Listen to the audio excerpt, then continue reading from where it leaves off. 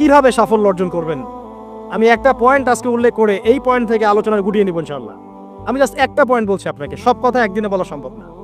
আল্লাহ রাব্বুল আলামিন বলছেন কদ আফলাহা মান যাক্কাহা, সে ব্যক্তি সফল হয়ে গেছে যে ব্যক্তি তার আত্মাকে পরিশুদ্ধ করতে পেরেছে।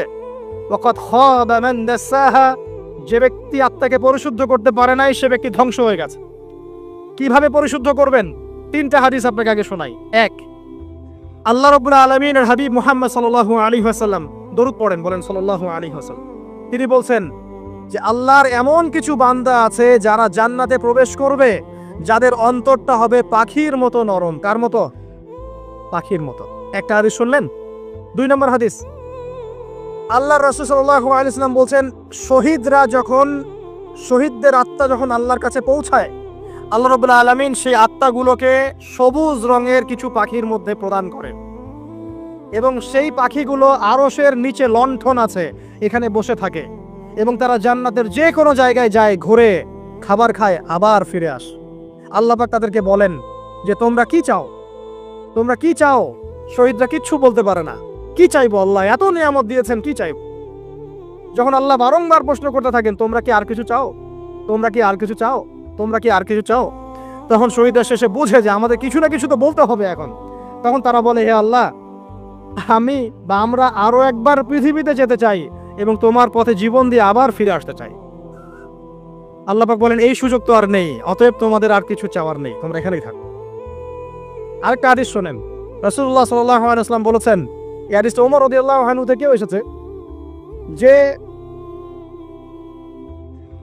তোমরা যদি, হে মানব জাতি বা হে মুসলিমরা, তোমরা যদি আল্লাহর কুল করতে, ভরসা করার মতোই ভরসা করতে, আল্লাহ পাক তোমাদেরকে পাখিদেরকে যেমন করে রিজিক দেন তোমাদেরকে ঠিক সেইভাবে রিজিক দিতেন। তোমরা কি লক্ষ্য করো না যে পাখিরা খালি পেটে বের হয়ে যায় বাসা থেকে সকালবেলা এবং সন্ধ্যাবেলা ভরা পেটে বাসায় ঢোকে? আপনাকে যে 3টা হাদিস শোনালাম, এই 3টা হাদিসে একটা শব্দ হচ্ছে কমন। শব্দটা কি বলেন? পাখি। পাখি কে? পাখি। আল্লাহ রাব্বুল আলামিন পাখিদের কাছ থেকে আমাদেরকে শিখতে বলছেন এবং বলছেন যে পাখিদের মনটা হয় খুব নরম, খুব সফট এবং তারা আল্লাহর প্রতি তাওয়াক্কুল করে পূর্ণ মাত্রায়। তারা সকালবেলা ভোরবেলা বের হয়ে যায় এবং সন্ধ্যাবেলা বাসায় ফেরে, খালি পেটে বের হয়, ভরা পেটে বাসায় ফেরে। এবং আল্লাহ পাক সবচেয়ে সম্মানিত মৌত যেটা শহীদের মৌত, সেই শহীদের আত্মাকে আল্লাহ পাক পাখির রূপ দিবেন। তাহলে পাখিটার বিষয়ে একটা ফোকাস করা দরকার আছে না?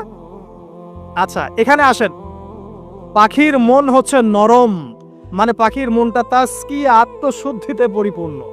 কদ আফলাহা মান যাক্কাহা, সে ব্যক্তি সফল হলো যার হৃদয়টা পবিত্র, নিষ্পাপ, নিষ্কলুষিত হলো, সে ব্যক্তি সফল হবে ইনশাআল্লাহ। একটা কাজ এখানে খেয়াল করেন, পাখিরা সকালবেলা ভোরবেলা বের হয় আর সন্ধ্যাবেলা বাসায় ফেরে। এখনকার মুসলিমদেরকে দেখবেন দুপুরবেলা ওঠে, রাত 3টায় ঘুমায়। কথা কি বুঝেন নাই? পাখির একদম ভোরবেলা উঠে যখন ফজরের আজান দিচ্ছে ঠিক তার আগ মুহূর্তে পাখির কিচিরমিচির শুনছেন, তার মানে নামাজের ওয়াক্ত প্রায় চলে যাচ্ছে, তার মানে তার আল্লাহ পাকের হুকুমের সাথেই জেগে ওঠে, সূর্য ডুবে তারা ডুবে যায়। ঠিক এরকম সুন্নত ছিল নবী সাল্লাল্লাহু আলাইহি ওয়াসাল্লামের এবং সাহাবায়ে কেরামের। আজকে 1400 বছর পর মুসলিম জাতি এই সুন্নাহ ভুলে গেছে। আর আমাদের সুন্নত দেখবেন, যদি কোনো রকম উঠেও ফেলি ফজরে, আবার 12টা পর্যন্ত ঘুম, আরো বেশি। আর এই যুব সমাজ যারা আছো তোমরা, কেউই 3টা-4টার আগে ঘুমায় বলে আমার মনে হয় না। অলওয়েজ অনলাইনে পড়ে আছে, টিকটক নিয়ে, ফেসবুক নিয়ে, গার্লফ্রেন্ডের সাথে চ্যাটিং। পাখির মতো হতে পারলে পরে মনটা তো নরম হবে, তারপরে না তাজকিয়া অর্জন হবে। পাখির রুটিনটা কি? ভোরবেলা বের হয় আর সন্ধ্যাবেলা বাসায় ঢোকে। অতএব আমরা যদি রাসূলুল্লাহ সাল্লাল্লাহু আলাইহি ওয়াসাল্লামের সুন্নাহ মতো ওই ভোরবেলা উঠতে পারি আর আর্লি নাইট ঘুমিয়ে যেতে পারি এবং সারাদিন যদি রাসূলের সুন্নাহগুলোর উপর আমল করতে পারি, তাজকিয়া অর্জন হবে ইনশাআল্লাহ। কথা বুঝতে পারছেন? 2, পাখির মতো নরম মন লাগবে। এখনকার আমরা যারা বেঁচে আছি আমাদের মনগুলো কঠিন। কেমন কঠিন? পাথরের মতো কঠিন। আমরা যখন দেখি একটা মাইয়াতকে নিয়ে যাওয়া হচ্ছে জানাজায়, আমাদের কোনো ফিলিংস কাজ করে না। জানাজায় যাচ্ছে, জানাজায় দাঁড়িয়ে মোবাইলটা টিপাটিপি করছে, জানাজার সাথে চলছে, কোনো ফিকির নাই যে এই জানাজা আমার হবে কালকে, ওই মোবাইল টিপাটিপি করছে। আমি এমনও দেখেছি, দাফন করা হলো মাইয়াতকে, দাফন করার পরে চারপাশে মানুষজন জড়ো হয়ে গল্প করছে, ভাই আপনার ওই জমিটার কি খবর, আপনার ওইটার কি খবর। বিজনেস কেমন চলছে, চাকরি কি অবস্থা? এই যে মাইয়াতকে পাশে দাফন করলো, কোনো ফিলিংস নাই, কোনো ফিলিংস নাই। আমি আত্মশুদ্ধির কথা বলছি। আত্মশুদ্ধির জন্য আপনার মনটাকে পাখির মতো সফট নরম করতে হবে। যখন আপনি সফট নরম করবেন এবং আত্মশুদ্ধি অর্জন করবেন, তখন দুই ডানা মেলে আপনি আকাশে উঠতে পারবেন ইনশাআল্লাহ। আত্মশুদ্ধি অর্জন না করতে পারলে ডানা কেটে পড়ে যাবে, তখন আর আকাশে উঠতে পারবেন না। কোন আকাশে? ওই যে শহীদের রূহ যে আকাশে চলে গেছে, ওই আকাশ। অতএব মন কেন কঠিন হলো প্রিয় ভাই? এক নাম্বার কারণ, আমরা শিরকের পাপে লিপ্ত আছি। এক নাম্বার, শিরকের পাপে লিপ্ত থাকা অবস্থায় মুসলিমদের মনটা কঠিন হয়ে গেছে। আপনি কি মনে করছেন আমরা শিরক করি না? মুসলিমরাও কবর পূজা করে, দেখবেন মুসলিমরাও দেখবেন অনেক ক্ষেত্রে মাজার পূজা করছে। আমি বলিনি যে অলিয়া উলিয়ার মাজার জিয়ারত করা যাবে না, আমি কথা বলছি না, কিন্তু আপনি মৃত মানুষের কাছে আপনার ভালো মন্দ চাইতে পারেন না। কথা বুঝতে পারেন নাই? আমরা অবশ্যই অলিয়া উলিয়াদের কবর জিয়ারত করব। এটা আপনাকে মৃত্যুর কথা স্মরণ করাবে। তাদের একটা রব আছে, যেটাকে আমরা প্রভাব বলি, এটা আপনার মধ্যে আসবে। আমরা অবশ্যই জিয়ারত করব। জিয়ারত করতে বলেছেন নবী সাল্লাল্লাহু আলাইহি ওয়াসাল্লাম, কারণ এটা আপনাকে পরকালের কথা কি করবে? স্মরণ করাবে। ওমরা করতে যান, আল্লাহ পাক সবাইকে তৌফিক দান করুন ওমরা হজ করার এবং বড় হজ করার। আমি দোয়া করি। ওখানে সবচেয়ে সেরা যে দৃশ্যগুলো দেখা যায়, তার মধ্যে একটা রাসূলুল্লাহ সাল্লাল্লাহু আলাইহি ওয়াসাল্লামের রওজা। ওখানে গেলে চোখের পানি ঝরে না এমন কোনো মুসলিম নাই, আছে? নাই। আরেকটা সবচেয়ে মন নরম করা একটা দৃশ্য হচ্ছে জান্নাতুল বাকি, যেটা আমরা বাকিউল গারকাত বলি, যেখানে আপনি দেখবেন সাহাবায়ে কেরাম রাদিয়াল্লাহু আনহুমের কবর, যতদূর চোখ যায় তাদের কবর। কবরের কোনো মাজার নাই, সেখানে কোনো তাওয়াফ হচ্ছে না কবরকে কেন্দ্র করে, সেখানে কবরে কেউ ফুল চড়াচ্ছে না, একটা ছোট্ট পাথর দেখা যায়, খেলার কিছু না। পৃথিবীর সবচেয়ে শ্রেষ্ঠ মানুষগুলো সেখানে শুয়ে আছেন। ওখানে গিয়ে দাঁড়াবেন, দেখবেন নিজেকে তুচ্ছ বলে মনে হবে। আমি এই পৃথিবীতে আর কি করছি? সেরা মানুষগুলি মাটির নিচে, আমি এখানে কি করছি? তো দেখুন প্রিয় ভাইরা, অবশ্যই অলিয়া উলিয়াদের কবর জিয়ারত করবে, কিন্তু মৃত ব্যক্তি আপনার কল্যাণ করতে পারবে? অকল্যাণ করতে পারবে? হ্যাঁ, তারা আল্লাহর কাছে সুপারিশ করতে পারবে আল্লাহ পাক যখন তাদেরকে অনুমতি দিবেন। তারপরে আল্লাহ পাক যখন অনুমতি দিবেন, তখন নবী সাল্লাল্লাহু আলাইহি ওয়াসাল্লাম সুপারিশ করবেন, অলিয়া উলিয়াগণ করবেন, আলেম ওলামা করবেন, শহীদগণ করবেন, হাফেজে কোরআন করবে, অনেকেই করবেন ইনশাআল্লাহ। আল্লাহ পাক আমাদের তাকদীরে এইসব সুপারিশ নসিব করুন বলি না আমি। মুসলিমরা আজকে শিরিক করছে অনেক ক্ষেত্রে। দেখবেন হাতে একটা এই যে বালা পড়ে আছে, খুলে না। কেন খুলেন না ভাই? বলে যে এটা খুললে যদি রোগ হয়। রোগ দেওয়ার মালিক কি? ওই বালা না আল্লাহ? এই যে আপনার বিশ্বাস জন্মায় নিয়েছে, এই যে বিশ্বাসটা জন্মিয়েছে আপনার হাতের উপরে, এই বালার উপরে, এটাই শিরক, এটাই শিরক। যদি আপনি বিশ্বাস করেন যে এটা হাতে থাকলে আপনি সুস্থ থাকবেন, হাত থেকে খুলে পড়ে গেলে আপনি আর বাঁচবেন না, এই যে কল্যাণ অকল্যাণের মালিক আপনি কাকে করলেন? ওই বালাকে করেছেন, আল্লাহকে করেন নাই। এখানে শিরক হয়ে গেছে, খুবই সূক্ষ্ম শিরক। আপনি নামাজ পড়ছেন মনে করেন, এখন কিছু মানুষ আসলো, এখন দেখছেন যে হুজুরটা আমার নামাজ দেখছে, নামাজটা খুব সুন্দর করে পড়ার চেষ্টা করলেন, লম্বা নামাজ, সেজদা গিয়ে আর উঠছেন না, খুব সুন্দর নামাজ পড়ছেন। এই যে মানুষকে দেখানোর জন্য নামাজটা পড়ছেন, এটা শিরক। এটা কি? এটাও শিরক। এই যে গণক বসে আছে রাস্তার পাশে, দেখবেন টিয়া পাখি নিয়ে, তারপরে যে কাগজ নিয়ে, আসেন ভাই ভাগ্য পরীক্ষা করে দেই। আরে ভাই, তুমি যদি মানুষের ভাগ্যই পরীক্ষা করতে পারবা, তো তুমি রাস্তার পাশে কেন? তোমার ভাগ্য কেউ পরীক্ষা করেনি কখনো? এতটুকু কমন সেন্স আমাদের নাই? ও যদি আমার ভালো মন্দ করতে পারে বা ভবিষ্যৎ বলতে পারে, তাহলে ও রাস্তার পাশে বসে আছে কি? ওর তো প্রাইম মিনিস্টার হওয়ার কথা, ওর তো ইলেকশন করার কথা। তো দেখেন, এই যে ওখানে গিয়ে আমরা কি করি? ভাই আমার হাতটা দেখে দেন, ভাই আমার অতীত বলে দেন, ভবিষ্যৎ বলে দেন, এবং এগুলো দিন দিন বাড়ছে। কিন্তু রাশিফল, কবিরাজি, গণকি, এগুলো দিন দিন বাড়ছে। এবং আমি লক্ষ্য করছি দিন দিন আরেকটা জিনিসও বাড়ছে, সেটা হলো জাদুবিদ্যার চর্চা করা। এবং গ্রামে গঞ্জে কুফুরি বাড়ছে না? কুফুরি করা, তাবিজ করা, বিচ্ছেদ করা, স্বামী স্ত্রীর বিচ্ছেদ করা, মেয়েকে বশ করা, সন্তানকে বশ করা, বাড়ছে না? সবই শিরক, এগুলো সবই কুফুরি। এগুলো মুসলিমরা করছে না? মুসলিমরা এসব শিরকে লিপ্ত আছে বলেই তো অন্তর কঠিন হয়ে গেছে। ফাকাসাত কুলুবুহুম, তাদের অন্তর কঠিন হয়ে গেছে। তো একটা হাদিস বলে এখানে খালি, নবী সাল্লাল্লাহু আলাইহি ওয়াসাল্লাম বলছেন, যদি কেউ কোনো গণকের কাছে যায়, গিয়ে বলে দেখেন তো আমার হাতটা একটু, ও কিন্তু বিশ্বাস করে না যে এ ভবিষ্যৎ বলতে পারে, খালি এমনি বলেছে একটু দেখেন তো, বলার সাথে সাথেই 40 দিনের নামাজ কবুল হবে না।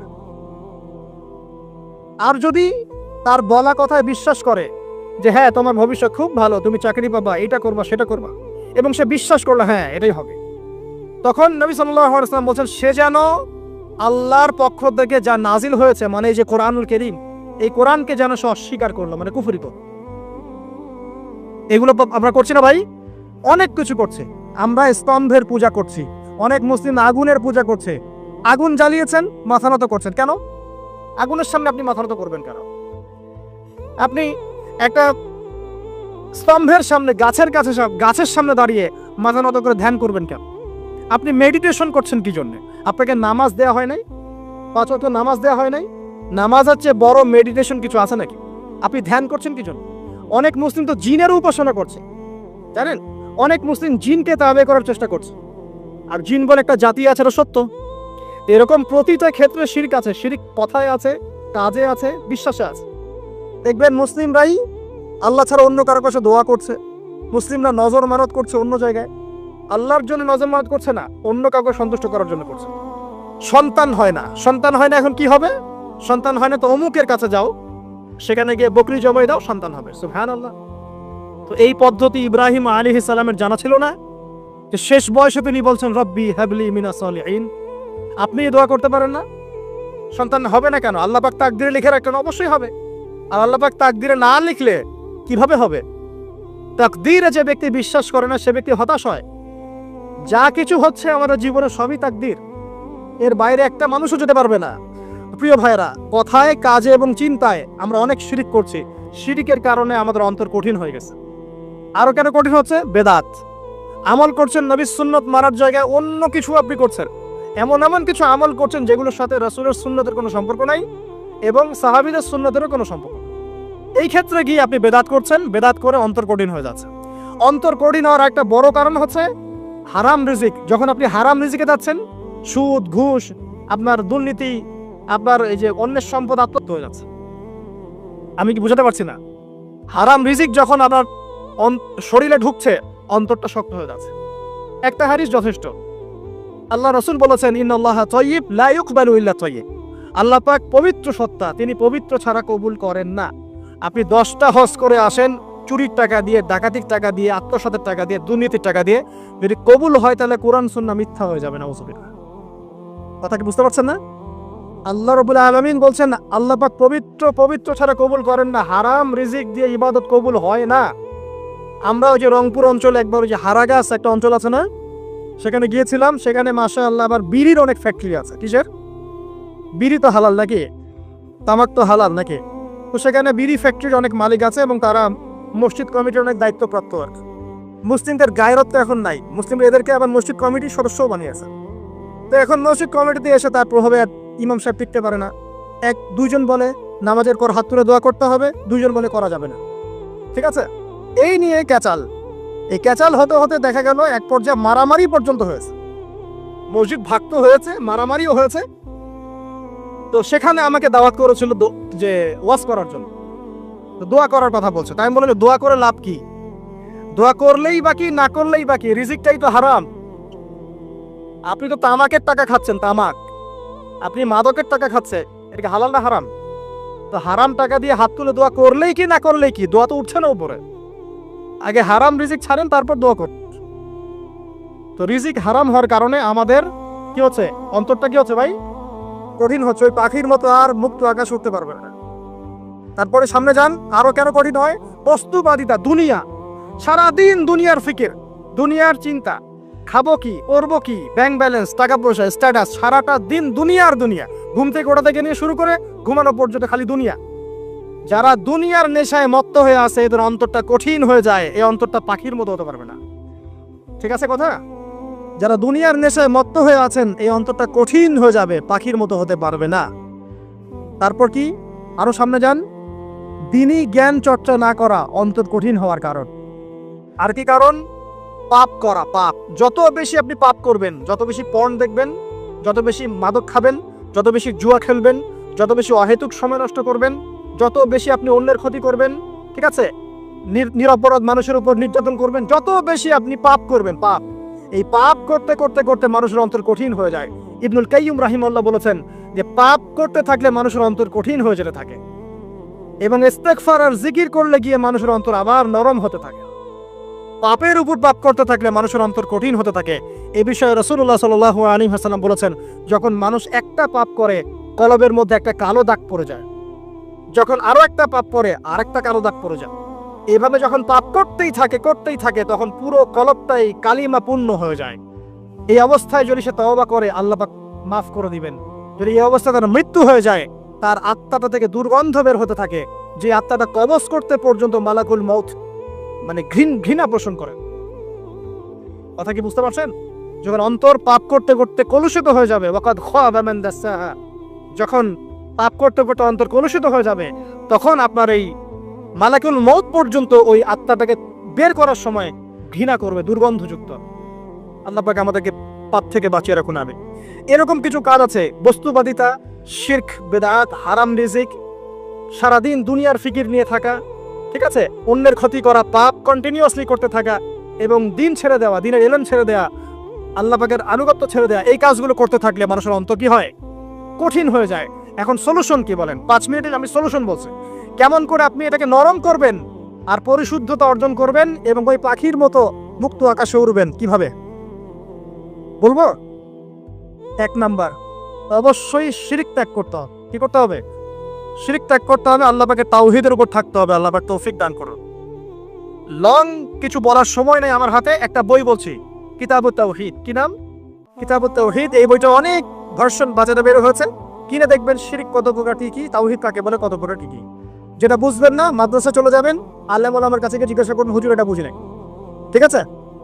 1 নাম্বার, শিরক ত্যাগ করতে হবে। 2 নাম্বার,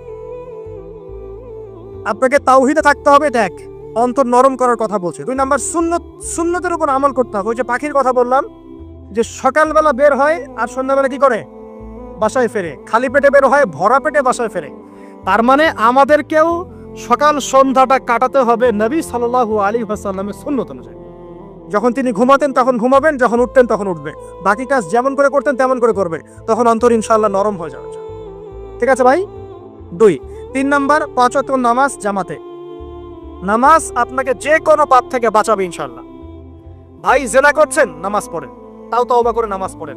আপনি হারাম অ্যাফেয়ার্স আছেন, হতাশ হয়েন না, নামাজ পড়েন। গুনাহ ছাড়তে পারছেন না, নামাজ পড়েন। সুদ খাচ্ছেন, নামাজ পড়েন। আপনি পতিতালয়ে গিয়েছেন, নামাজ পড়েন। বেপরদা চলছেন, তাও নামাজ পড়েন। আপনি অন্যের হক নষ্ট করেছেন, তাও নামাজ পড়েন। যে পাপই করেছেন, নামাজটা পড়েন। নামাজ আপনাকে সমস্ত পাপ থেকে বাঁচিয়ে রাখবে ইনশাআল্লাহ। ইনশাআল্লাহ আস্তে আস্তে ইনশাআল্লাহ দেখবেন সব পাপ থেকে আপনি দূরে চলে আসছেন ইনশাআল্লাহ তাআলা। 3 নাম্বার নামাজ। 4 নাম্বার, বেশি থেকে বেশি, এই শোনেন, বেশি থেকে বেশি পরকালের ফিকির করবেন।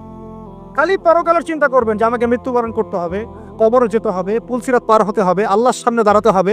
যত বেশি আপনি আল্লাহর ফিকির করবেন, পরকালের ফিকির করবেন, আপনার মনটা নরম হয়ে যাবে ইনশাআল্লাহ, মনটা শক্ত হবে না। 5 নাম্বার, মানুষের সাথে খুব বেশি মেলামেশা করবেন। মানুষের সাথে খুব বেশি মেলামেশা করলে ইবনুল কাইয়িম রাহিমাহুল্লাহ বলেছেন অন্তর কঠিন হয়ে যায়।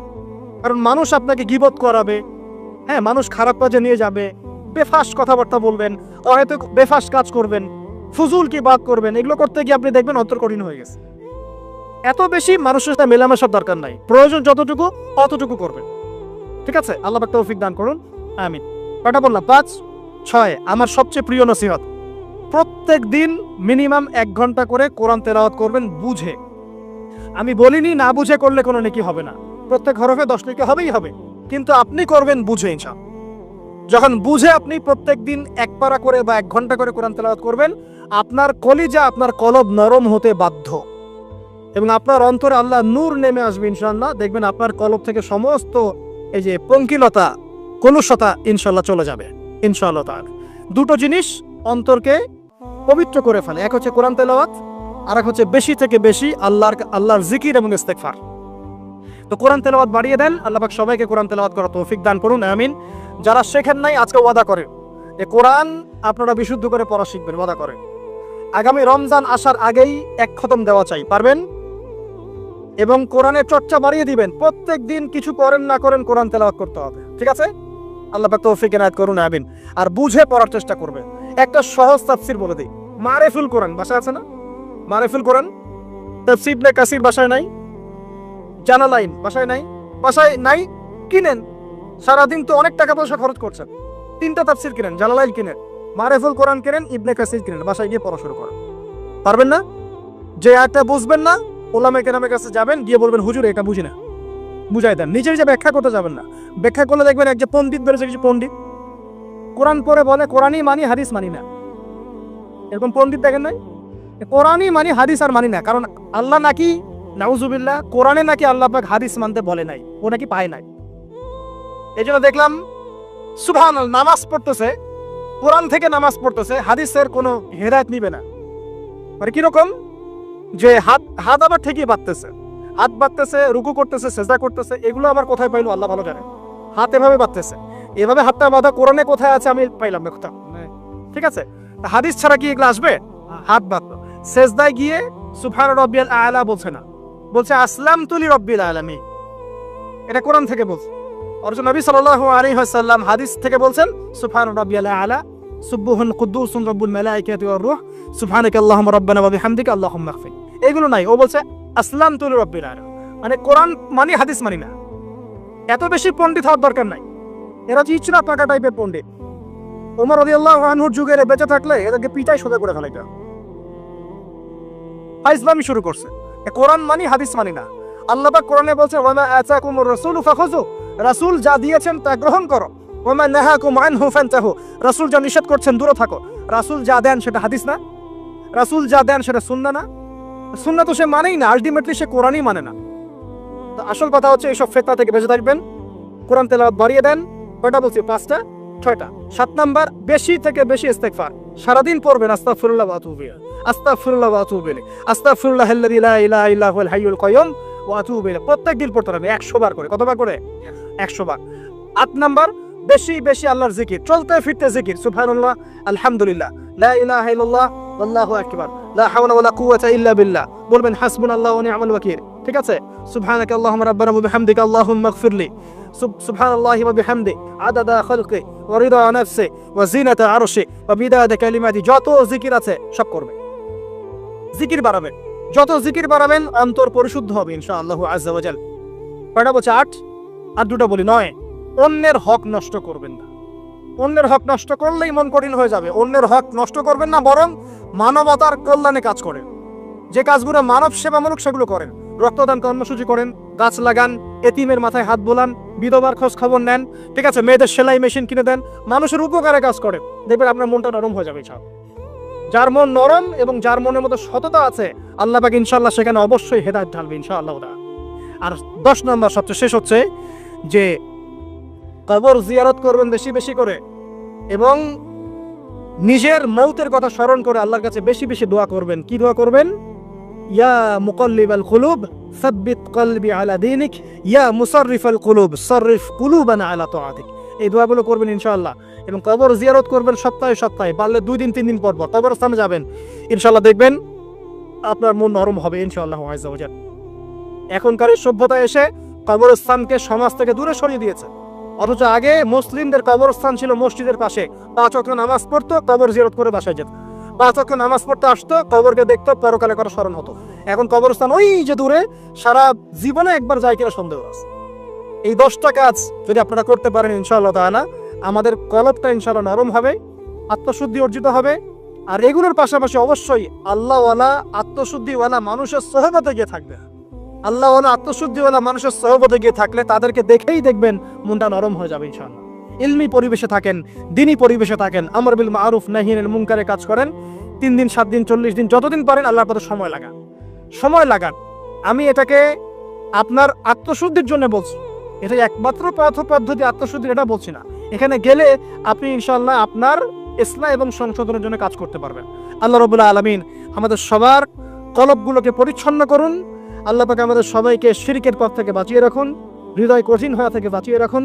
আল্লাহ পাক আমাদেরকে বেশি থেকে বেশি কোরআন তেলাওয়াত করার তৌফিক দান করুন, দ্বীনি জ্ঞান চর্চা করার তৌফিক দান করুন। আল্লাহ পাক আমাদের সবাইকে হারাম রিজিক, জেনা, সুদ, ঘুষ থেকে বাঁচিয়ে রাখুন।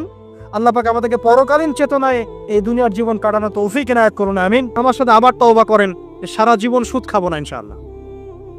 নবী সাল্লাল্লাহু আলাইহি ওয়াসাল্লাম 4 শ্রেণীর মানুষকে অভিশাপ করেছেন।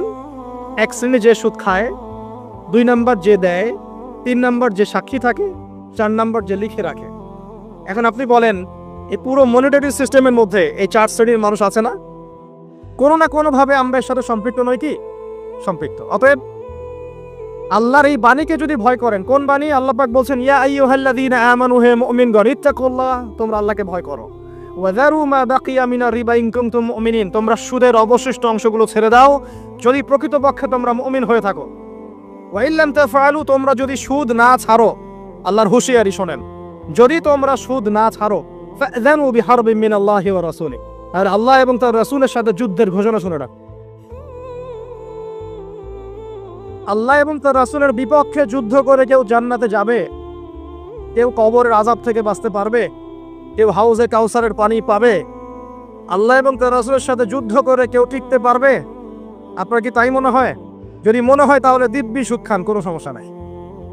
আর যদি মনে হয় যে আল্লাহ এবং তার রাসূলের সাথে যুদ্ধ করে আমি পার পাবো না, আল্লাহ এবং তার রাসূলের বিরুদ্ধাচরণ করে আমার কবর টিকবে না, কারণ আমি একটা কথা বারবার বলি আপনাদেরকে যে আল্লাহ ছাড়া আমাদের আপন বলতে কেউ আছে? একা এসেছেন পৃথিবীতে, একাই যেতে হবে। আপনার খ্যাতি, আপনার অর্থনৈতিক খ্যাতি, অর্থের প্রতিপত্তি, আপনার ক্ষমতার দাপট, আপনার ধর্মীয় দাপট, কোনো কিছুই, ফ্যান ফলোয়ার্স, কেউ আপনার সাথে কবরে যাবে না। মনে করেন আমি আসছি, আপনারা সবাই স্লোগান দিচ্ছেন, কথার কথা, আপনারা আমাকে ভালোবাসেন, বা একজন পলিটিশিয়ান আসছে, আপনারা সবাই স্লোগান দিচ্ছেন, ভালোবাসেন তাকে। দিন শেষে ওই পলিটিশিয়ান একাই কবরে যাবে, দিন শেষে আপনিও একাই কবরে যাবেন, আমিও একাই কবরে যাব। আলটিমেটলি কি হলো? দুনিয়া এবং আখেরাতে আল্লাহ ছাড়া প্রকৃত বন্ধু আমাদের কেউ নাই, প্রকৃত মওলা কেউ নাই। সেই আল্লাহ এবং তার রাসূলের বিরুদ্ধাচরণ করে কেউ তার সাথে যুদ্ধ করে কবরে পার পাবে, এমনটা ভাবা বোকামি নয় কি? আল্লাহ পাক আমাদেরকে বোঝার তৌফিক দান করুন। এটা সেই যুগ যে যুগে মানুষ আল্লাহর হারামগুলোকে হালাল করে নিচ্ছে। মাদকদ্রব্য হালাল না হারাম? এখন দেখবেন মেজরিটি সংখ্যক মানুষ মাদকদ্রব্যের সাথে সংশ্লিষ্ট হয়ে গেছে। স্পেশালি বর্ডার এলাকা যেগুলো আছে বাংলাদেশের, সেই বর্ডার এলাকাগুলোতে দিব্যি রমরম ব্যবসা চলছে, মাদকের দিব্যি ব্যবসা চলছে। এবং যারা মাদক খাচ্ছে এরা মুসলিম, তারা হয়তো এই হাদিস জানে না। আল্লাহ পাক ওদের কানের মধ্যে আমার এই হাদিস যেন পৌঁছে দেন। আমির নবী সাল্লাল্লাহু আলাইহি ওয়াসাল্লাম বলেছেন, আমি মেরাজের রাতে যখন গিয়েছি তখন এক শ্রেণীর মানুষকে দেখেছি, ওদেরকে শাস্তি দেয়া হচ্ছে। কি শাস্তি? জাহান্নামীদের রক্ত এবং পুষ ওদেরকে খেতে দেয়া হচ্ছে।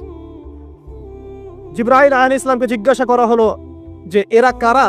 তিনি বললেন, এরা আপনার উম্মতের সেই সব ব্যক্তি যারা মাদকদ্রব্য সেবন করত। আল্লাহ রাব্বুল আলামিন তার হাবিবের মাধ্যমে জানিয়েছেন, যখন কোনো মুসলিম মাদক সেবন করে বা কোনো ব্যক্তি মাদক সেবন করে, তখন 40 দিন তার নামাজ কবুল হয় না। এরপর যদি সে তওবা করে তাহলে আল্লাহ পাক তার তওবা কবুল করবেন ইনশাআল্লাহ। যদি সে আবারও মাদক খায়, তওবা করার পর আবার 40 দিন তার নামাজ কবুল হবে না। যদি সে আবার তওবা করে, আল্লাহ পাক আবার তাকে মাফ করে দিবেন। যদি সে আবারও মাদক খায়, আবার 40 দিন তার নামাজ কবুল হবে না। তারপর যদি আবার তওবা করে, আবার আল্লাহ তাকে মাফ করে দিবে। এরপরেও যদি সে আবার মাদকদ্রব্য সেবন করে, নবী সাল্লাল্লাহু আলাইহি ওয়াসাল্লাম বলছেন, তাকে আল্লাহ রাব্বুল আলামিন পরকালে মৃত্যুর পরে তিনাতুল খাবাল পান করাবেন। তিনাতুল খাবাল। জিজ্ঞাসা করা হল, ইয়া রাসূলুল্লাহ, তিনাতুল খাবাল কি জিনিস? নবী সাল্লাল্লাহু আলাইহি ওয়াসাল্লাম উত্তর দিচ্ছেন, এটা হচ্ছে জাহান্নামীদের রক্ত, মাংস, এগুলো পুড়ে পচে যে রসটা বের হবে, এটা হচ্ছে তিনাতুল খাবাল। একটা বিষয় শোনেন, কি কারণে আপনি সেখানে যাচ্ছেন? হতাশা, হতাশা, অথবা সঙ্গদোষ, অথবা পারিবারিক চাপ, অথবা যে গার্লফ্রেন্ড ছেড়ে চলে গেছে, এই তো বিষয়গুলো। কি কারণে মানুষ মাদকের কাছে যায়? কেন যায়? কারণটা কি? আমরা যখন ফিলোসফি পড়তাম তখন একটা তত্ত্ব পড়ানো হয়েছে আমাদেরকে। তত্ত্বটার নাম হচ্ছে কার্যকারণ তত্ত্ব। মানে প্রত্যেকটা কাজের পিছনে একটা কারণ থাকে, ঠিক আছে? এই যে মুসলিমরা নামাজ পড়ে কেন? আল্লাহর জন্য। মুসলিমরা যাকাত দিবে কেন? আল্লাহকে সন্তুষ্ট করার জন্য। মুসলিমরা প্রতিটা কাজ কেন করে? পরকালের স্বার্থে। পরকালের স্বার্থ নাই, আমি নাই। যে কাজে পরকালের স্বার্থ নাই সে কাজে মুসলিমরা নাই। তাই প্রতিটা কাজের পিছনে একটা কারণ থাকে। দেখবেন কেন সে সুদ খাচ্ছে? তার পরিবারের স্বার্থে। কেন সে ঘুষ নিল? তার ছেলে মেয়ের উন্নয়নের জন্য। কেন সে দুর্নীতি করছে? বিকজ সম্পত্তি অর্জন করে সে তার ভবিষ্যৎ প্রজন্মকে সিকিউর করতে চায়। কেন সে মাদক খেলো? ওই যে গার্লফ্রেন্ড ছেড়ে চলে গেছে তাই। কেন মাদক খেলো? ওই যে এক বন্ধু মাদক খায়, সে ডাকছে, আর একটা টান দে, সঙ্গদোষ। কেন সে মাদক খেলো? পরিবারের চাপ, হতাশা। কেন মাদক খাচ্ছে? চাকরি পায় না, বেকার, মাদক খাচ্ছে।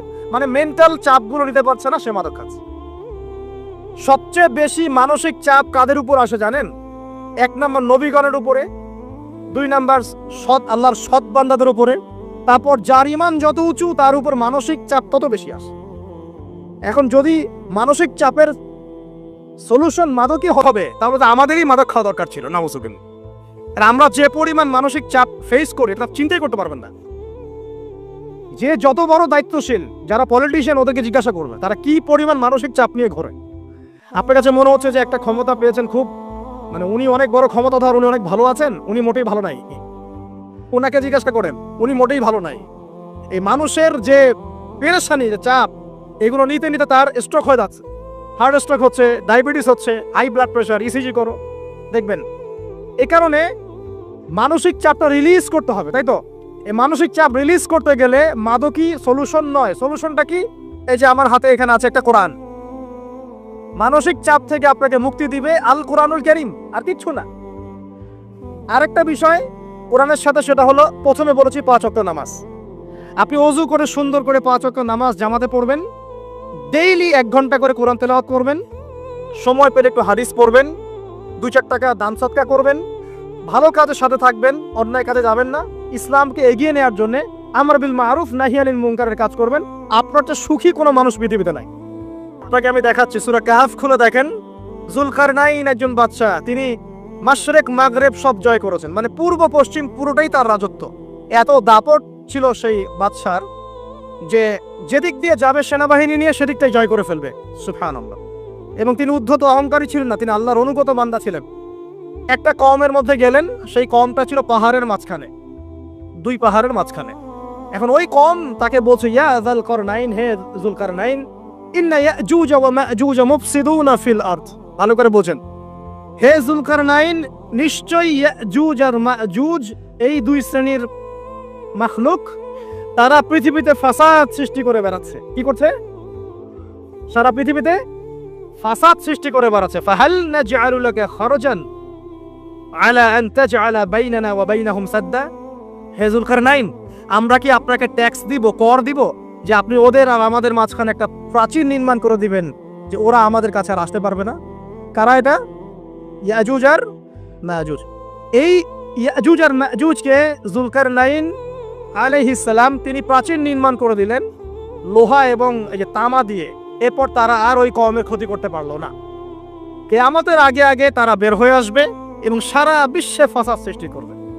এখনো তারা বের হয়ে আসছে, আমি সেটা বলছি না, কিন্তু এখন পুরো বৈশ্বিক প্রেক্ষাপটে যারা বিশ্বে ফাসাদ সৃষ্টি করে বেড়াচ্ছে, এদের মধ্যে এই ইয়াজুজ মাজুজের খাসলত আছে, চরিত্র আছে। আর আমরা কি করছি ভাই? আমরা শুধু কাজ যতটুকু না করছি তার চেয়ে বেশি আমরা আয়ু আশা শোডাউন করছি। দেখেন, বেশিরভাগ মানুষ আমাদের নামাজের খবর নাই, বেশিরভাগ মানুষ তাজকিয়া আত্মশুদ্ধির খবর নাই, ভালো আলেমের কাছে এসে পড়ে থাকবে কোনো খবর নাই, কোরআন পড়া শিখবে এসবের খবর নাই। যেগুলো করলে কোনো সমস্যা হয় না বা অল্প পরিশ্রমে করা যায়, ওই যে ঘরের মধ্যে শুয়ে শুয়ে ফেসবুকে 2 লাইন লেখা যায়, খুব সহজ, লিখলেন আবার শুয়ে গেলেন, কোনো সমস্যা নাই। কোনো কনস্ট্রাকটিভ সুদূর প্রসারী কাজ আমাদের হচ্ছে না। যেটা হচ্ছে এটা প্রয়োজনের তুলনায় নিতান্তই নগণ্য। এই কারণে আমাদের যারা দিন, আমরা যারা বুঝি, যাদের মধ্যে ইসলামের চেতনা আছে, ইসলামকে ভালোবাসি, আমরা যারা চাই দিন এগিয়ে যাক, আমাদের কনস্ট্রাকটিভ কাজ করতে হবে, মানে সুদূর প্রসারী কাজ করতে হবে। শৈথিল্যতাবাদীও হবেন না, আবার চরমপন্থীও হবেন না, মধ্যমপন্থী হয়ে ইসলামকে, কোরআনকে এবং হাদিসকে হাতে নিয়ে উম্মার ঐক্যের স্বার্থে, দেশ জাতি জনগণের ঐক্যের স্বার্থে এগিয়ে যান। আল্লাহ পাক আপনাদের হাতকে শক্তিশালী করুন, দোয়া করি। এখানে খুবই স্মার্ট হতে হবে এবং বেসিক কাজগুলো খুব বেশি করে করতে হবে। বেসিক কাজ কি ভাই? বেসিক কাজ হচ্ছে আপনার নামাজ, বেসিক কাজ আপনাকে কোরআন শিখতে হবে, বেসিক কাজ আপনাকে আরবি শিখতে হবে, বেসিক কাজ আপনি যেখানে পড়াশোনা করছেন এই পড়াশোনা করে ওই জ্ঞানটাকে দিয়ে ইসলামের খেদমতে আপনাকে কল্যাণে কাজ করতে হবে। বেসিক কাজ যেখানে আপনাকে আল্লাহ পাক দায়িত্ব দিবেন সেখান থেকেই আপনাকে দিনের খেদমত করতে হবে। ডক্টর হন, দিনের খেদমত করেন, ইঞ্জিনিয়ার হন, দিনের খেদমত করেন, পলিটিশিয়ান হন, কোনো আপত্তি নাই, আমরা আপনাকে ভোট দিব ইনশাল্লাহ, আমরা আপনাকেই ভোট দিব ইনশাল্লাহ। আপনি ওখানে গিয়ে দিনের খেদমত করেন, আল্লাহ পাক তৌফিক দান করুন। কথা কি বুঝতে পারছেন? ইসলাম ক্ষমতা জোর করে আদায় করে নেওয়ার জন্য আসে নাই। আবু যার রাদিয়াল্লাহু আনহু কি বলছেন জানেন? আবু যার রাদিয়াল্লাহু আনহুকে নবী সাল্লাল্লাহু আলাইহি ওয়াসাল্লাম বলছেন, আবু যার, তুমি দায়িত্ব চেয়ে নিও না, কারণ যদি তুমি দায়িত্ব চেয়ে নাও তখন আল্লাহর পক্ষ থেকে তোমাকে সাহায্য করা হবে না, আর যদি মানুষ তোমাকে দায়িত্ব দেয় আল্লাহ তোমাকে সাহায্য করবে ইনশাআল্লাহ। কত চমৎকার সিস্টেম ইসলামে। আর এখন আমরা কি করি? আমাকে দেন, ও ভালো না আমি ভালো, ওরা সব খারাপ আমি ভালো, বুঝতে পারছেন না কিয়ামতের মাঠে কি কঠিন হিসাবটা দিতে হবে। আল্লাহ পাক আপনাদেরকে বোঝার তৌফিক দান করুন। এগুলো কল্যাণকর নয়, আপনার জন্য অকল্যাণ হতে পারে। তবে হ্যাঁ, যদি আপনার মধ্যে ঈমান থাকে, আপনার মধ্যে যোগ্যতা থাকে, অবশ্যই আপনি দায়িত্ব চেয়ে নেবেন এবং ইনশাআল্লাহ তখন আমরা আপনাকে দায়িত্ব দিব, আমরা আপনাকে ভোট দিব, আপনি জনগণের শাসন কার্য পরিচালনা করবেন, আল্লাহ আপনার হাতকে শক্তিশালী করবেন ইনশাআল্লাহ। আল্লাহ পাক আমাদের নিচু থেকে উঁচু মহলের সবাইকে হেদায়েত দান করুন, দোয়া করি আমি। ইসলাম কারো শত্রু নয়। মুসলিমের রক্ত ঝরানোর জন্য, কল্লা কাটার জন্য আমরা কিন্তু পৃথিবীতে আসি নাই। আমরা আমাদের আসল শত্রুদেরকে চিনতে ভুল করেছি। এই কারণে আমরা আপোষে হানাহানি কাটাকাটির মধ্যে লিপ্ত আছি। এই যে সামনে যে কি হবে আল্লাহ ভালো জানেন। দেখবেন কত মানুষ যে মুসলিম মারামারি করে মারা যাবে, আল্লাহ ভালো জানেন। এইগুলো কাম্য নয়। আল্লাহ পাক আমাদেরকে বোঝার তৌফিক দান করুন। দেখুন ভাই, এই যুগের কথা বলতে গিয়ে এখানে আসলাম। ওই যে যুলকারনাইন যে ইয়াজুজ মাজুজের কথা বললো, এখনকার বিশ্ব যারা পরিচালনা করে দেখবেন তাদের মধ্যে ফাসাদ সৃষ্টি করার এই খাসলতটা থেকেই গেছে। সারা বিশ্বেরা ফাসাদ সৃষ্টি করছে। আমি কিন্তু বলিনি এরাই ইয়াজুজ মাজুজ, কথাকে আবার অন্যদিকে নিয়ে যায় না। আমি কিন্তু এই কথা বলি নাই। আমি বলছি তাদের মধ্যে এই চরিত্র দেখা যায়। এই যুগ সেই যুগ যখন আপনি মাদককে হালাল করে নিচ্ছেন, রিবাকে হালাল করে নিচ্ছেন, বেহায়াপনাকে হালাল করে নিচ্ছেন, কাপড় খোলাকে হালাল করে নিচ্ছেন। আপনি মুসলিম হয়েও দেখবেন শিরকে লিপ্ত আছেন। সুন্নতে লেবাস আছে কিন্তু আকীদার মধ্যে বেদাত থেকে গেছে। আপনি মুসলিম হয়ে হালাল হারাম রিজিকে পরোয়া করছেন না, দিনের বেসিক জিনিসগুলো শিখছেন না। আল্লাহ পাক এই যুগের ফিতনাগুলো থেকে আমাদের মুসলিমদেরকে হেফাজত করুন, আমিন। কিভাবে সাফল্য অর্জন করবেন আমি একটা পয়েন্ট আজকে উল্লেখ করে এই পয়েন্ট থেকে আলোচনা গুটিয়ে নিব ইনশাআল্লাহ। আমি জাস্ট একটা পয়েন্ট বলছি আপনাকে, সব কথা একদিনে বলা সম্ভব না। আল্লাহ রাব্বুল আলামিন বলেন কদ আফলাহা মান যাক্কাহা, সে ব্যক্তি সফল হয়ে গেছে যে ব্যক্তি তার আত্মাকে পরিশুদ্ধ করতে পেরেছে। ওয়া কদ খাবা মান দাসাহা, যে ব্যক্তি আত্মাকে পরিশুদ্ধ করতে পারে নাই সে ব্যক্তি ধ্বংস হয়ে গেছে। কিভাবে পরিশুদ্ধ করবেন? তিনটা হাদিস আপনাকে আগে শোনাই। এক, আল্লাহ রাব্বুল আলামিনের হাবিব মুহাম্মদ সাল্লাল্লাহু আলাইহি ওয়াসাল্লাম দরুদ পড়েন, বলেন সাল্লাল্লাহু আলাইহি ওয়াসাল্লাম। তিনি বলছেন যে আল্লাহর এমন কিছু বান্দা আছে যারা জান্নাতে প্রবেশ করবে যাদের অন্তরটা হবে পাখির মতো নরম। কার মতো? পাখির মতো। একটা হাদিস শুনলেন। 2 নম্বর হাদিস, আল্লাহর রাসূল সাল্লাল্লাহু আলাইহি ওয়াসাল্লাম বলছেন শহীদদের আত্মা যখন আল্লাহর কাছে পৌঁছায়, আল্লাহ রাব্বুল আলামিন সেই আত্মাগুলোকে সবুজ রঙের কিছু পাখির মধ্যে প্রদান করেন এবং সেই পাখিগুলো আরশের নিচে লণ্ঠন আছে, এখানে বসে থাকে এবং তারা জান্নাতের যে কোনো জায়গায় যায়, ঘুরে খাবার খায়, আবার ফিরে আসে। আল্লাহ পাক তাদেরকে বলেন যে তোমরা কি চাও, তোমরা কি চাও? শহীদরা কিচ্ছু বলতে পারে না। কি চাইবো? আল্লাহ এত নিয়ামত দিয়েছেন, কি চাইব? যখন আল্লাহ বারংবার প্রশ্ন করতে থাকেন তোমরা কি আর কিছু চাও, তোমরা কি আর কিছু চাও, তোমরা কি আর কিছু চাও, তখন শহীদরা শেষে বুঝে যে আমাদের কিছু না কিছু তো বলতে হবে এখন। তখন তারা বলে হে আল্লাহ, আমরা আরো একবার পৃথিবীতে যেতে চাই এবং তোমার পথে জীবন দিয়ে আবার ফিরে আসতে চাই। আল্লাহ পাক বলেন এই সুযোগ তো আর নেই, অতএব তোমাদের আর কিছু চাওয়ার নেই, তোমরা এখানেই থাকো। আরেকটা হাদিস শোনেন, রাসূলুল্লাহ সাল্লাল্লাহু আলাইহি ওয়াসাল্লাম বলেছেন, এই হাদিসটা ওমর রাদিয়াল্লাহু আনহু থেকে এসেছে, যে তোমরা যদি, হে মানব জাতি বা হে মুসলিমরা, তোমরা যদি আল্লাহর কুল করতে, ভরসা করার মতোই ভরসা করতে, আল্লাহ পাক তোমাদেরকে পাখিদেরকে যেমন করে রিজিক দেন তোমাদেরকে ঠিক সেইভাবে রিজিক দিতেন। তোমরা কি লক্ষ্য করো না যে পাখিরা খালি পেটে বের হয়ে যায় বাসা থেকে সকালবেলা এবং সন্ধ্যাবেলা ভরা পেটে বাসায় ঢোকে? আপনাকে যে 3টা হাদিস শোনালাম, এই 3টা হাদিসে একটা শব্দ হচ্ছে কমন। শব্দটা কি বলেন? পাখি। পাখি কে? পাখি। আল্লাহ রাব্বুল আলামিন পাখিদের কাছ থেকে আমাদেরকে শিখতে বলছেন এবং বলছেন যে পাখিদের মনটা হয় খুব নরম, খুব সফট এবং তারা আল্লাহর প্রতি তাওয়াক্কুল করে পূর্ণ মাত্রায়। তারা সকালবেলা ভোরবেলা বের হয়ে যায় এবং সন্ধ্যাবেলা বাসায় ফেরে, খালি পেটে বের হয়, ভরা পেটে বাসায় ফেরে। এবং আল্লাহ পাক সবচেয়ে সম্মানিত মৌত যেটা শহীদের মৌত, সেই শহীদের আত্মাকে আল্লাহ পাক পাখির রূপ দিবেন। তাহলে পাখিটার বিষয়ে একটা ফোকাস করার দরকার আছে না? আচ্ছা, এখানে আসেন। পাখির মন হচ্ছে নরম, মানে পাখির মনটা তাসকিয়া, আত্মশুদ্ধিতে পরিপূর্ণ। কদ আফলাহা মান যাক্কাহা, সে ব্যক্তি সফল হলো যার হৃদয়টা পবিত্র, নিষ্পাপ, নিষ্কলুষিত হলো, সে ব্যক্তি সফল হবে ইনশাআল্লাহ। একটা কাজ এখানে খেয়াল করেন, পাখিরা সকালবেলা ভোরবেলা বের হয় আর সন্ধ্যাবেলা বাসায় ফেরে। এখনকার মুসলিমদেরকে দেখবেন দুপুরবেলা ওঠে, রাত 3টায় ঘুমায়। কথা কি বুঝেন নাই? পাখির একদম ভোরবেলা উঠে যখন ফজরের আজান দিচ্ছে ঠিক তার আগ মুহূর্তে পাখির কিচিরমিচির শুনছেন, তার মানে নামাজের ওয়াক্ত প্রায় চলে যাচ্ছে। তার মানে তার আল্লাহ পাকের হুকুমের সাথেই জেগে ওঠে, সূর্য ডুবে তারা ডুবে যায়। ঠিক এরকম সুন্নত ছিল নবী সাল্লাল্লাহু আলাইহি ওয়াসাল্লামের এবং সাহাবায়ে কেরামের। আজকে 1400 বছর পর মুসলিম জাতি এই সুন্নাহ ভুলে গেছে। আর আমাদের সুন্নত দেখবেন, যদি কোনো রকম উঠেও ফেলি ফজরে, আবার 12টা বন্ধ ঘুম আরো বেশি। আর এই যুব সমাজ যারা আছো তোমরা, কেউই 3টা 4টার আগে ঘুমায় বলে আমার মনে হয় না। অলওয়েজ অনলাইনে পড়ে আছে, টিকটক নিয়ে, ফেসবুক নিয়ে, গার্লফ্রেন্ডের সাথে চ্যাটিং। পাখির মতো হতে পারলে পরে মনটা তো নরম হবে, তারপরে না তাস্কি অর্জন হবে। পাখির রুটিনটা কি? ভোরবেলা বের হয় আর সন্ধ্যাবেলা বাসায় ঢোকে। অতএব আমরা যদি রাসূলুল্লাহ সাল্লাল্লাহু আলাইহি ওয়াসাল্লামের সুন্নাহ মতো ওই ভোরবেলা উঠতে পারি আর আর্লি নাইট ঘুমিয়ে যেতে পারি এবং সারাদিন যদি রাসূলের সুন্নাহগুলোর উপর আমল করতে পারি, তাস্কি অর্জন হবে ইনশাআল্লাহ। কথা বুঝতে পারছেন? 2, পাখির মতো নরম মন লাগবে। এখনকার আমরা যারা বেঁচে আছি, আমাদের মনগুলো কঠিন। কেমন কঠিন? পাথরের মতো কঠিন। আমরা যখন দেখি একটা মাইয়াতকে নিয়ে যাওয়া হচ্ছে জানাজায়, আমাদের কোনো ফিলিংস কাজ করে না। জানাজা যাচ্ছে, জানাজায় দাঁড়িয়েও মোবাইলটা টিপাটিপি করছে। জানাজার সাথে চলছে, কোনো ফিকির নাই যে এই জানাজা আমার হবে কালকে, ওই মোবাইল টিপাটিপি করছে। আমি এমনও দেখেছি, দাফন করা হলো মাইয়াতকে, দাফন করার পরে চারপাশে মানুষজন জড়ো হয়ে গল্প করছে, ভাই আপনার ওই জমিটার কি খবর, আপনার ওইটার কি খবর, বিজনেস কেমন চলছে, চাকরির কি অবস্থা। এই যে মাইয়াতকে পাশে দাফন করলো, কোনো ফিলিংস নাই, কোনো ফিলিংস নাই। আমি আত্মশুদ্ধির কথা বলছি। আত্মশুদ্ধির জন্য আপনার মনটাকে পাখির মতো সফট নরম করতে হবে। যখন আপনি সফট নরম করবেন এবং আত্মশুদ্ধি অর্জন করবেন, তখন 2 ডানা মেলে আপনি আকাশে উঠতে পারবেন ইনশাআল্লাহ।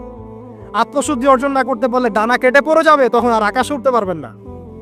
কোন আকাশে? ওই যে শহীদের রূহ যে আকাশে চলে গেছে, ওই আকাশ। অতএব মন কেন কঠিন হলো প্রিয় ভাই? 1 নাম্বার কারণ, আমরা শিরকের পাপে লিপ্ত আছি। 1 নাম্বার, শিরকের পাপে লিপ্ত থাকা অবস্থায় মুসলিমদের মনটা কঠিন হয়ে গেছে। আপনি কি মনে করছেন আমরা শিরক করি না? মুসলিমরাও কবর পূজা করে, দেখবেন মুসলিমরাও দেখবেন অনেক ক্ষেত্রে মাজার পূজা করছে। আমি বলিনি যে অলিয়া উলিয়ার মাজার জিয়ারত করা যাবে না, আমি কথা বলছি না।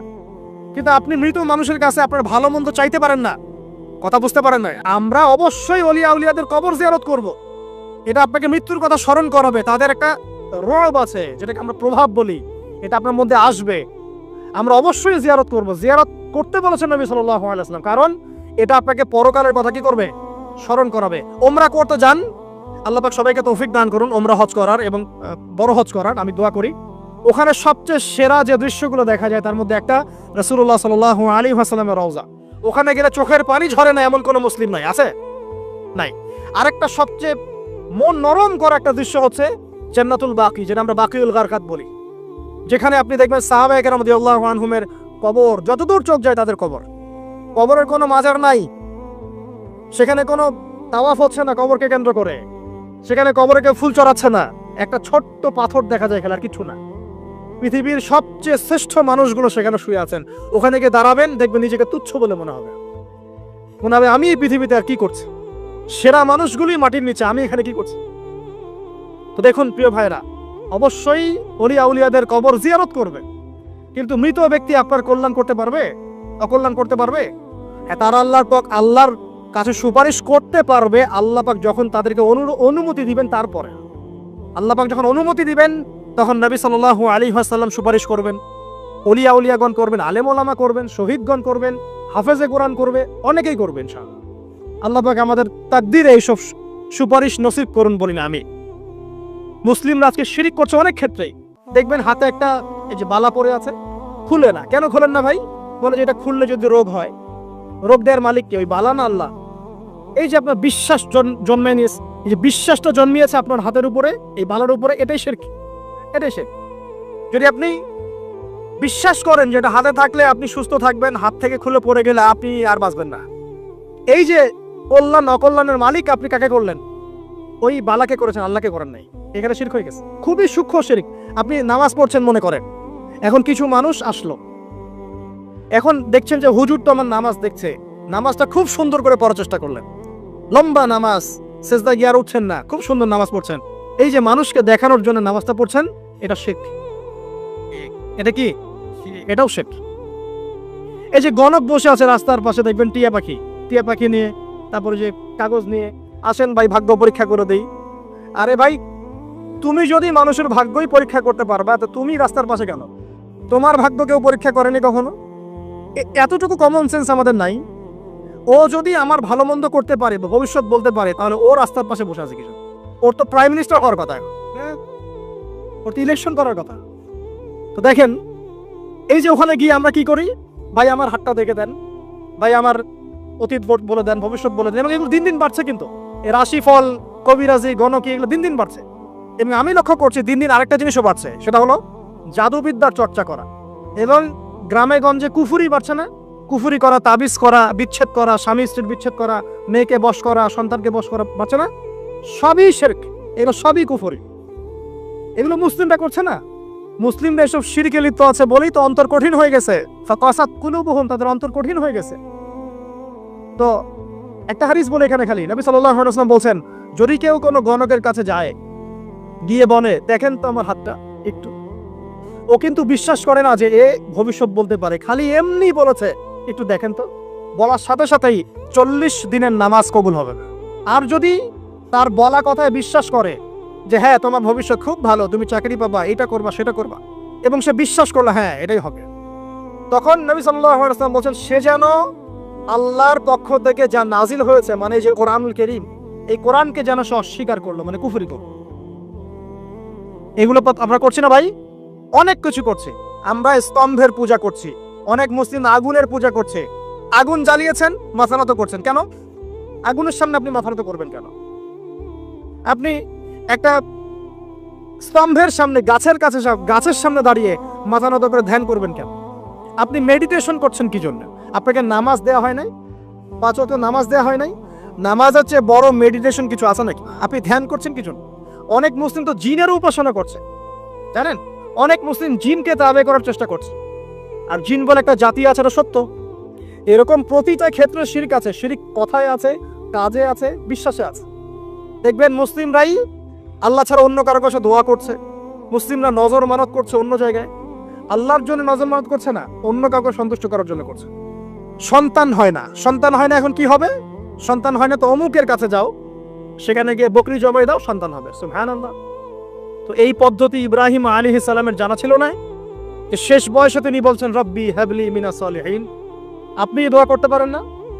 সন্তান হবে না কেন? আল্লাহ পাক তাকদীরে লিখে রাখলেন, অবশ্যই হবে। আর আল্লাহ পাক তাকদীরে না লিখলে কিভাবে হবে? তাকদীরে যে ব্যক্তি বিশ্বাস করে না সে ব্যক্তি হতাশ হয়। যা কিছু হচ্ছে আমাদের জীবনে সবই তাকদীর, এর বাইরে একটা মানুষও যেতে পারবে না। প্রিয় ভাইরা, কথায়, কাজে এবং চিন্তায় আমরা অনেক শিরিক করছি। শিরিকের কারণে আমাদের অন্তর কঠিন হয়ে গেছে। আরো কেন কঠিন হচ্ছে? বেদাত। আমল করছেন নবীর সুন্নত মারার জায়গায় অন্য কিছু আপনি করছেন, এমন এমন কিছু আমল করছেন যেগুলোর সাথে রাসূলের সুন্নতের কোনো সম্পর্ক নাই এবং সাহাবীদের সুন্নতেরও কোনো সম্পর্ক নেই। এই ক্ষেত্রে গিয়ে আপনি বেদাত করছেন, বেদাত করে অন্তর কঠিন হয়ে যাচ্ছে। অন্তর কঠিন হওয়ার একটা বড় কারণ হচ্ছে হারাম রিজিক। যখন আপনি হারাম রিজিকে যাচ্ছেন, সুদ, ঘুষ, আপনার দুর্নীতি, আপনার এই যে অন্যের সম্পদ আত্মসাৎ হয়ে যাচ্ছে। আমি কি বুঝাতে পারছি না? হারাম রিজিক যখন আপনার শরীরে ঢুকছে, অন্তরটা শক্ত হয়ে যাচ্ছে। একটা হাদিস যথেষ্ট। আল্লাহ রাসূল বলেছেন ইন্নাল্লাহা তাইয়্যিব লা ইকবালু ইল্লা তাইয়্যিব। আল্লাহ পাক পবিত্র সত্তা, তিনি পবিত্র ছাড়া কবুল করেন না। আপনি 10টা হজ করে আসেন, চুরির টাকা দিয়ে, ডাকাতির টাকা দিয়ে, আত্মসাতের টাকা দিয়ে, দুর্নীতির টাকা দিয়ে, যদি কবুল হয় তাহলে কোরআন সুন্নাহ মিথ্যা হয়ে যাবে। নাউযুবিল্লাহ। কথা কি বুঝতে পারছেন না? আল্লাহ রাব্বুল আলামিন বলছেন আল্লাহ পাক পবিত্র, পবিত্র ছাড়া কবুল করেন না। হারাম রিজিক দিয়ে ইবাদত কবুল হয় না। আমরা ওই যে রংপুর অঞ্চলে একবার ওই যে হারাগাছ একটা অঞ্চল আছে না, সেখানে গিয়েছিলাম। সেখানে মাশাআল্লাহ আবার বিড়ির অনেক ফ্যাক্টরি আছে। কিসের? বিড়ি তো হালাল নাকি? তামাক তো হালাল নাকি? তো সেখানে বিড়ি ফ্যাক্টরির অনেক মালিক আছে এবং তারা মসজিদ কমিটির অনেক দায়িত্বপ্রাপ্ত আছে। মুসলিমদের গায়রত তো এখন নাই, মুসলিমরা এদেরকে আবার মসজিদ কমিটির সদস্যও বানিয়েছে। তো এখন মসজিদ কমিটিতে এসে তার প্রভাবে ইমাম সাহেব টিকতে পারে না। দুইজন বলে নামাজের পর হাত তুলে দোয়া করতে হবে, দুইজন বলে করা যাবে না। ঠিক আছে? এই নিয়ে ক্যাচাল। এই ক্যাচাল হতে হতে দেখা গেল এক পর্যায়ে মারামারি পর্যন্ত হয়েছে। মসজিদ ভাগতো হয়েছে, মারামারিও হয়েছে। তো সেখানে আমাকে দাওয়াত করেছিল যে ওয়াজ করার জন্য, দোয়া করার কথা বলছে। তাই আমি বললাম দোয়া করে লাভ কি? দোয়া করলেই বাকি, না করলেই বাকি, রিজিকটাই তো হারাম। আপনি তো তামাকের টাকা খাচ্ছেন, তামাক। আপনি মাদকের টাকা খাচ্ছেন, এটা কি হালাল না হারাম?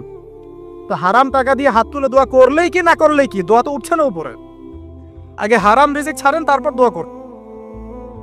তো রিজিক হারাম হওয়ার কারণে আমাদের কি হচ্ছে, অন্তরটা কি হচ্ছে ভাই, কঠিন হচ্ছে। ওই পাখির মতো আর মুক্ত আকাশ উঠতে পারবে না। তারপরে সামনে যান, আরো কেন কঠিন হয়, বস্তুবাদিতা, দুনিয়া, সারাদিন দুনিয়ার ফিকির, দুনিয়ার চিন্তা, খাবো কি, করবো কি, ব্যাংক ব্যালেন্স, টাকা পয়সা, স্ট্যাটাস, সারাটা দিন দুনিয়ার দুনিয়া। ঘুম থেকে ওঠা থেকে নিয়ে শুরু করে ঘুমানো পর্যন্ত খালি দুনিয়া। যারা দুনিয়ার নেশায় মত্ত হয়ে আছে, এদের অন্তরটা কঠিন হয়ে যায়। এই অন্তরটা পাখির মতো হতে পারবে না। ঠিক আছে কথা? যারা দুনিয়ার নেশায় মত্ত হয়ে আছেন, এই অন্তরটা কঠিন হয়ে যাবে, পাখির মতো হতে পারবে না।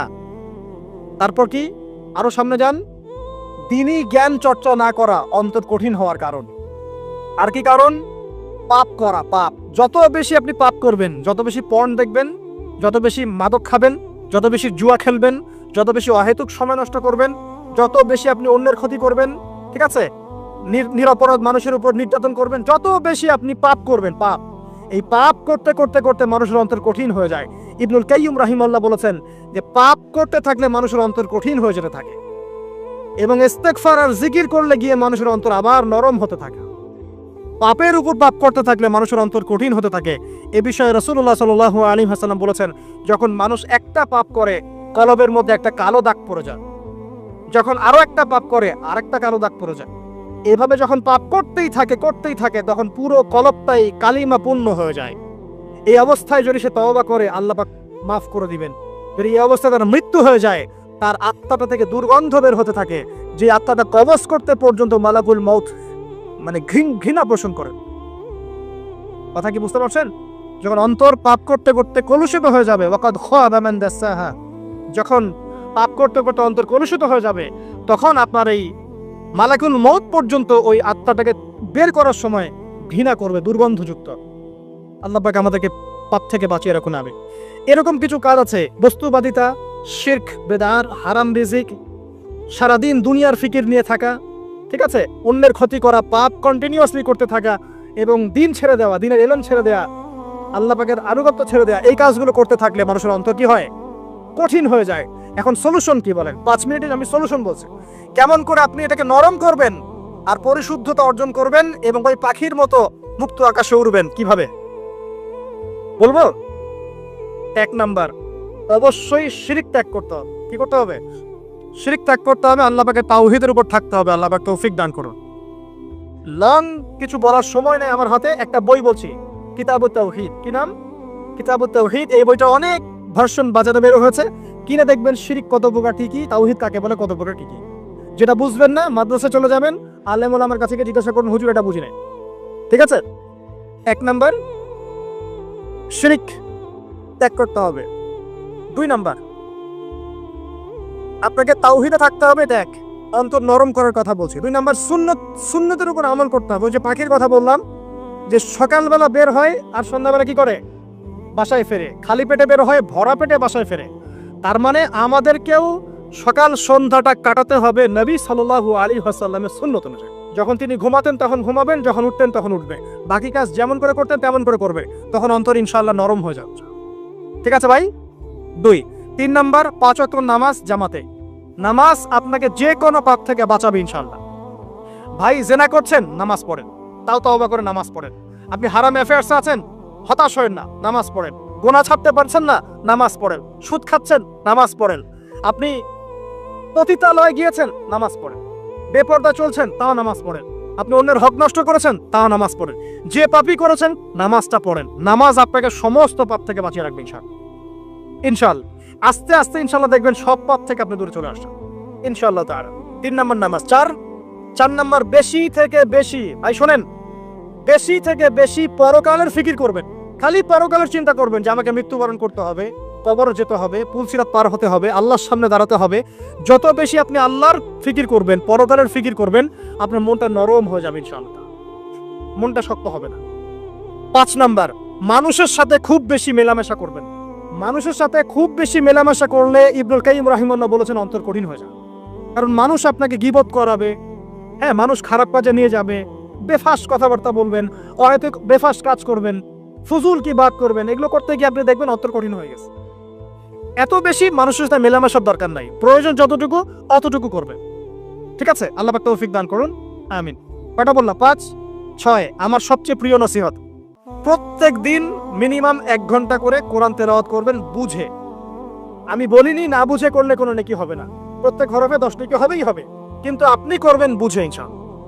যখন বুঝে আপনি প্রত্যেক দিন 1 পারা করে বা 1 ঘন্টা করে কোরআন তেলাওয়াত করবেন, আপনার কলিজা, আপনার কলব নরম হতে বাধ্য, এবং আপনার অন্তরে আল্লাহ নূর নেমে আসবে ইনশাআল্লাহ। দেখবেন আপনার কলব থেকে সমস্ত এই যে পঙ্কিলতা, কলুষতা ইনশাআল্লাহ চলে যাবে ইনশাআল্লাহ তাআলা।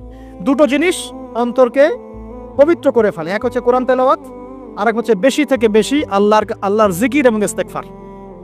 তো কোরআন তেলাওয়াত বাড়িয়ে দেন, আল্লাহ পাক সবাইকে কোরআন তেলাওয়াত করার তৌফিক দান করুন, আমিন। যারা শেখেন নাই আজকে ওয়াদা করেন যে কোরআন আপনারা বিশুদ্ধ করে পড়া শিখবেন, ওয়াদা করেন। আগামী রমজান আসার আগেই 1 খতম দেওয়া চাই, পারবেন? এবং কোরআনের চর্চা বাড়িয়ে দিবেন, প্রত্যেক দিন কিছু করেন না করেন কোরআন তেলাওয়াত করতে হবে, ঠিক আছে? আল্লাহ পাক তৌফিক এনায়েত করুন, আমিন। আর বুঝে পড়ার চেষ্টা করবে। একটা সহজ তাফসীর বলে দেই, মারিফুল কোরআন বাসা আছে না? মারিফুল কোরআন তাফসীর ইবনে কাসির বাসায় নাই, জালালাইন বাসায় নাই, বাসায় নাই কিনেন। সারাদিন তো অনেক টাকা পয়সা খরচ করছেন, 3টা তাফসীর কিনেন, জালালাইন কিনেন, মারিফুল কোরআন কিনেন, ইবনে কাসির কিনেন, বাসায় গিয়ে পড়া শুরু করেন। পারবেন না? যে একটা বুঝবেন না, ওলামা কেরামের কাছে যাবেন, গিয়ে বলবেন হুজুর এটা বুঝি নাই, বুঝাই দেন। নিজে যে ব্যাখ্যা করতে যাবেন না, ব্যাখ্যা করলে দেখবেন এক যে পণ্ডিত বেরোছে, কিছু পণ্ডিত কোরআন পড়ে বলে কোরআনই মানি হাদিস মানি না, এরকম পণ্ডিত দেখেন নাই? কোরআনই মানি হাদিস আর মানি না, কারণ আল্লাহ নাকি নাউজুবিল্লাহ কোরআনে নাকি আল্লাহ পাক হাদিস মানতে বলে নাই, ও নাকি পায় না। এই জন্য দেখলাম সুবহানাল্লাহ নামাজ পড়তেছে, কোরআন থেকে নামাজ পড়তেছে, হাদিসের কোনো হেদায়েত নিবে না। মানে কিরকম যে হাত আবার ঠিকই বাঁধতেছে, হাত বাঁধতেছে, রুকু করতেছে, সেজদা করতেছে, এগুলো আবার কোথায় পাইলো আল্লাহ ভালো জানে। হাত এভাবে বাঁধতেছে, এভাবে হাতটা বাঁধা কোরআনে কোথায় আছে আমি পাইলাম না কোথাও, ঠিক আছে? হাদিস ছাড়া কি এগুলো আসবে? হাত বাঁধ, সেজদায় গিয়ে সুবহান রাব্বিয়াল আ'লা বলছে না, বলছে আসলামতু লিরাব্বিল আলামিন, এটা কোরআন থেকে বলছে। অথচ নবী সাল্লাল্লাহু আলাইহি ওয়াসাল্লাম হাদিস থেকে বলছেন সুবহান রাব্বিয়াল আ'লা, সুবহুন কুদ্দুসুন রাব্বুল মালাইকাতি ওয়ার রূহ, সুবহানাকা আল্লাহুম্মা রাব্বানা ওয়া বিহামদিকা আল্লাহুম্মা ইগফির। এগুলো নাই, ও বলছে আসলামতু লিরাব্বিল আলামিন, মানে কোরআন মানি হাদিস মানি না। এত বেশি পণ্ডিত হওয়ার দরকার নাই, এরা হচ্ছে ইচনা পাকা টাইপের পণ্ডিত। ওমর রাদিয়াল্লাহু আনহুর যুগে বেঁচে থাকলে এদেরকে পিটাই সোজা করে ফেলাইতা। ইসলামী শুরু করছে, কোরআন মানি হাদিস মানি না। আল্লাহ পাক কোরআনে বলছে ওয়ামা আতাকুমুর রাসূলু ফাখাযু, রাসূল যা দিয়েছেন তা গ্রহণ করো, ওয়ামা নাহাকুম আনহু ফান্তাহু, রাসূল যা নিষেধ করছেন দূরে থাকো। রাসূল যা দেন সেটা হাদিস না, রাসূল যা দেন সেটা সুন্নাহ না, সুন্নাহ তো সে মানেই না, আলটিমেটলি সে কোরআনই মানে না। তো আসল কথা হচ্ছে এইসব ফিতনা থেকে বেঁচে থাকবেন, কোরআন তেলাওয়াত বাড়িয়ে দেন। কয়টা বলছি? 5টা 6টা। 7 নাম্বার, বেশি থেকে বেশি ইস্তেগফার সারাদিন পড়বেন, আস্তাগফিরুল্লাহ ওয়া আতুবু ইলাইহি, আস্তাগফিরুল্লাহ ওয়া আতুবু ইলাইহি, আস্তাগফিরুল্লাহাল্লাযী লা ইলাহা ইল্লা হুয়াল হাইয়ুল কাইয়্যুম ওয়া আতুবু ইলাইহি। প্রত্যেক দিন পড়তে হবে 100 বার করে। কতবার করে? 100 বার। 8 নাম্বার, বেশি বেশি আল্লাহর জিকির, চলতে ফিরতে জিকির, সুবহানাল্লাহ, আলহামদুলিল্লাহ, লা ইলাহা ইল্লাল্লাহ, আল্লাহু আকবার, লা হাওলা ওয়ালা কুওয়াতা ইল্লা বিল্লাহ। বলবেন হাসবুনাল্লাহু ওয়া নি'মাল ওয়াকিল, ঠিক আছে? সুবহানাকা আল্লাহুম্মা রাব্বানা ওয়া বিহামদিকা আল্লাহুম্মা ইগফিরলি, সুবহানাল্লাহি ওয়া বিহামদি আদাদা খালকি ওয়া রিদা নাফসি ওয়া জিনাতা আরশি ওয়া মিদাদা কালিমাতি। যত জিকির আছে সব করবেন, জিকির বাড়াবেন। যত জিকির বাড়াবেন অন্তর পরিশুদ্ধ হবে ইনশাআল্লাহ আযজা ওয়া জাল। কয়টা বলছে? 8। আর 2টা বলি। 9, অন্যের হক নষ্ট করবেন না। অন্যের হক নষ্ট করলেই মন কঠিন হয়ে যাবে। অন্যের হক নষ্ট করবেন না, বরং মানবতার কল্যাণে কাজ করেন। যে কাজগুলো মানব সেবামূলক সেগুলো করেন। রক্তদান কর্মসূচি করেন, গাছ লাগান, এতিমের মাথায় হাত বোলান, বিধবার খোঁজ খবর নেন, ঠিক আছে? মেয়েদের সেলাই মেশিন কিনে দেন, মানুষের উপকারে কাজ করেন। দেখবেন আপনার মনটা নরম হয়ে যাবে ইনশাআল্লাহ। যার মন নরম এবং যার মনের মধ্যে সততা আছে, আল্লাহ পাক ইনশাআল্লাহ সেখানে অবশ্যই হেদায়েত ঢালবে ইনশাআল্লাহ। আর 10 নম্বর সবচেয়ে শেষ হচ্ছে যে কবর জিয়ারত করবেন বেশি বেশি করে, এবং নিজের মৌতের কথা স্মরণ করে আল্লাহর কাছে বেশি বেশি দোয়া করবেন। কি দোয়া করবেন? ইয়া মুকাল্লিবাল কুলুব সাব্বিত কলবি আলা দীনিক, ইয়া মুসাররিফাল কুলুব সাররিফ কুলুবানা আলা তাআতিক। এই দোয়াগুলো করবেন ইনশাআল্লাহ। এবং কবর জিয়ারত করবেন সপ্তাহে সপ্তাহে, পারলে 2 দিন 3 দিন পর পর কবরস্থানে যাবেন। ইনশাআল্লাহ দেখবেন আপনার মন নরম হবে ইনশাআল্লাহ আযজা ওয়া জাল। এখনকার সভ্যতায় এসে কবরস্থানকে সমাজ থেকে দূরে সরিয়ে দিয়েছে। অথচ আগে মুসলিমদের কবরস্থান ছিল মসজিদের পাশে, 5 ওয়াক্ত নামাজ পড়তো, কবর জিয়ারত করে বাসায় যেত। 5 ওয়াক্ত নামাজ পড়তে আসতো, কবরকে দেখতো, পরকালে কথা স্মরণ হতো। এখন কবরস্থান ওই যে দূরে, সারা জীবনে একবার যায় কিনা সন্দেহ আছে। এই 10টা কাজ যদি আপনারা করতে পারেন ইনশাআল্লাহ তাআলা, আমাদের কলবটা ইনশাআল্লাহ নরম হবে, আত্মশুদ্ধি অর্জিত হবে। আর এগুলোর পাশাপাশি অবশ্যই আল্লাহওয়ালা, আত্মশুদ্ধিওয়ালা মানুষের সোহবতে গিয়ে থাকবেন।